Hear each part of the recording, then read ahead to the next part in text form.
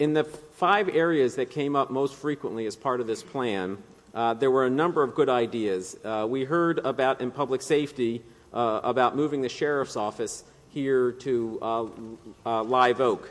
I think that would be a good way to build civic infrastructure as part of the community of Live Oak. I think it makes sense given the number of calls that come from this most urbanized part of our unincorporated area.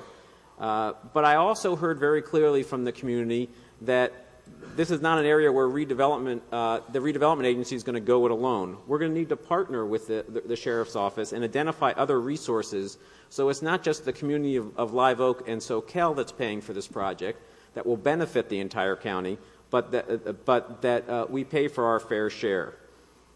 Similarly, with facilities for young people, we will need to partner with lots of community institutions and community-based organizations.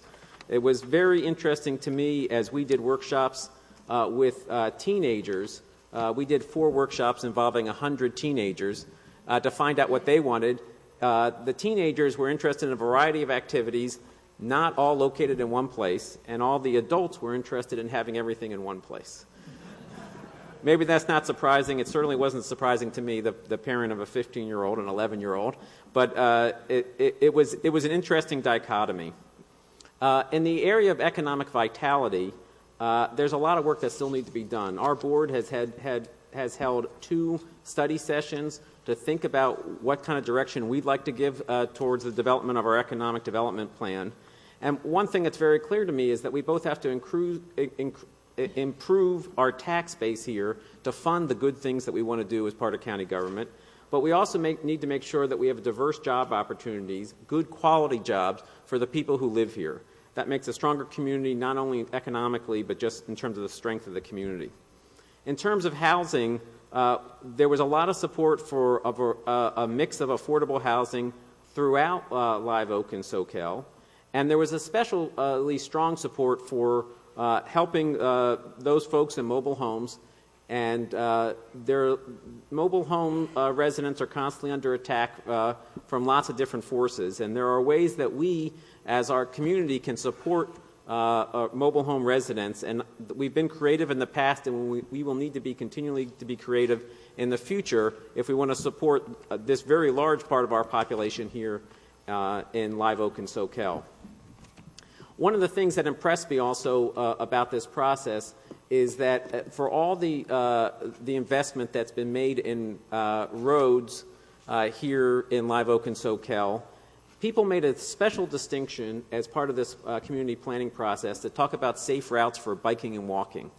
I think that's a reflection of who we are as a community, that we would prefer to have small-scale communities, livable, scalable, walkable communities, where it's easy to get around, where you don't need to get into a car in order to enjoy that which is around you. There's lots of opportunities that exist now, and through a combination of activities, whether they be economic development or youth activities, we need a place to make sure that people can walk and ride to get there. In addition, people were very interested in not only walking around our own communities, but to connect with our neighboring communities. And I think that's why we heard a lot of support for things like the rail trail and the Arana Gulch bike path, because people wanted to connect to the rest of Santa Cruz County.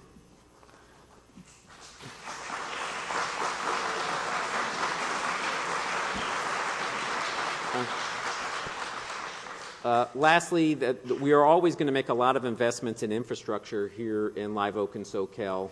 The last 22 years has made an incredible difference. Anybody who lived here 22 years ago and could talk about the lack of good infrastructure, sidewalks, drainage, curbs and gutters, knows what an amazing leap forward we have made. And to that end, I want to show my great appreciation for the leadership of my predecessor, Jan Butz, who is here tonight, for the work that she did.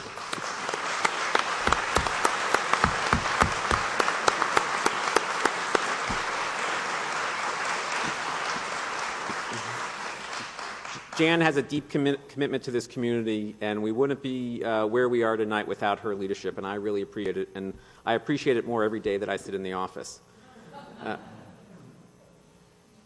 I just want to reinforce one last thing, is that this is the last step of the first phase, which means we're going to come back to you to talk about individual projects.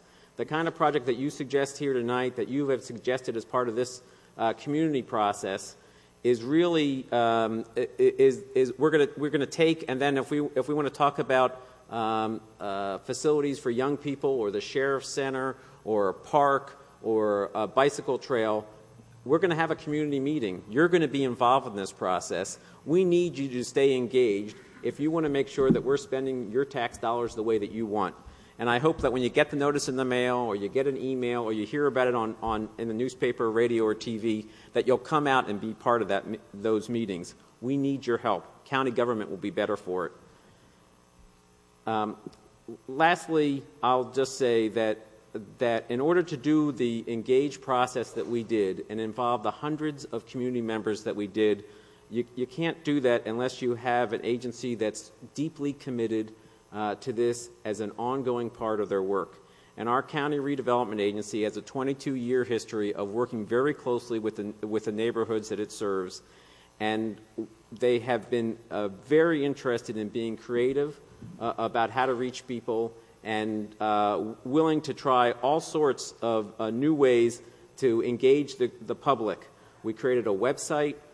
We had people be able to do direct communication to the redevelopment agency, and there were lots of staff that were involved. The partnership with the redevelopment agency, the community, and our board of supervisors is incredible, and it's not the case in many communities, and I want to appreciate that. You know,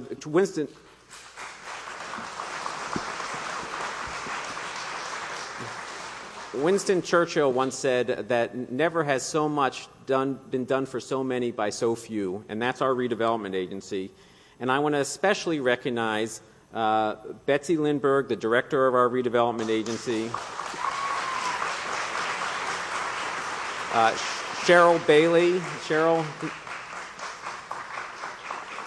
Jim Davies, and Paul Rodriguez, and all the RDA staff, and I hope you'll join me in thanking them for their work.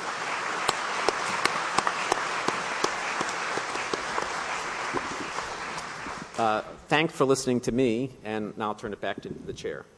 Thank you.